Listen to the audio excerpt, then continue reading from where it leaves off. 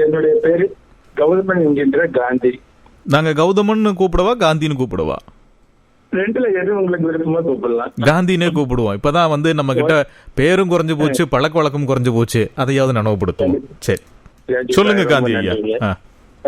அதாவதுங்க, இப்ப நாங்க வந்து எங்க வீட்டுல நானும் என்னுடைய மனைவி மட்டும்தான் இருக்கோம். சரிங்க.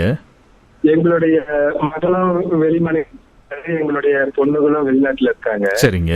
இப்போ அவங்க வருஷத்துக்கு ஒரு தடவையோ அல்லது வருஷத்துக்கு 2 தடவையோ இங்க வரும்போது அவங்கள பாக்குறப்ப எங்களுக்கு மனசு பொங்குற அந்த மகிழ்ச்சி மிகவும் ரொம்ப வரிதான ஒரு இதா இருக்குங்க. அதே போல அவங்கள விட எங்களுடைய பேர குழந்தைங்க, எங்களுடைய பேரன்கள் பேத்திகள் இங்க வரும்போது அவங்கள பாக்குறதுக்காக நாங்க நாட்களை எண்ணிக்கொண்டே இருப்போம். இன்னைக்கு வந்துருவாங்க, நாளைக்கு வந்துருவாங்க அப்படின்ட்டு தினசரி நானும் என்னுடைய மனைவியும் அந்த பேர குழந்தைகளை எண்ணி நினைச்சு குறிப்படைந்துகிட்டு இருப்போம். அது ஒரு பெரிய ஒரு மகிழ்ச்சிகரமான செயல்களா சொல்லலாம். பாக்கும்போது அடையாளம் கண்டுபிடிச்சாரா தாத்தான்னு உங்க பேர? அதாவது ரொம்ப குட்டி பசங்களா இருக்கிறப்ப தெரியல. ஆனா இப்ப வந்து எங்களை பாக்கணும்னா அவங்களுக்கும் ரொம்ப ஆவலாதான் இருக்கு. எங்களை பார்த்தோம்னா வந்து கட்டி பிடிச்சுக்குவாங்க. சரிங்க, நல்லதுங்க நல்லதுங்க காந்தி, நல்லது.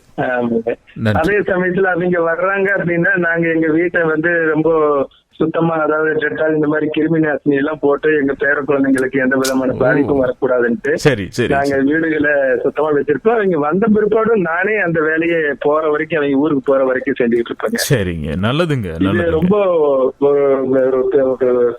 அதாவது பெரும் மகிழ்ச்சிக்குரிய விஷயமா இருக்குங்க. பேர பிள்ளைகளை பார்க்கும்போது பொங்குது மனசு. நல்லது, நன்றி காந்தி ஐயா, நன்றி.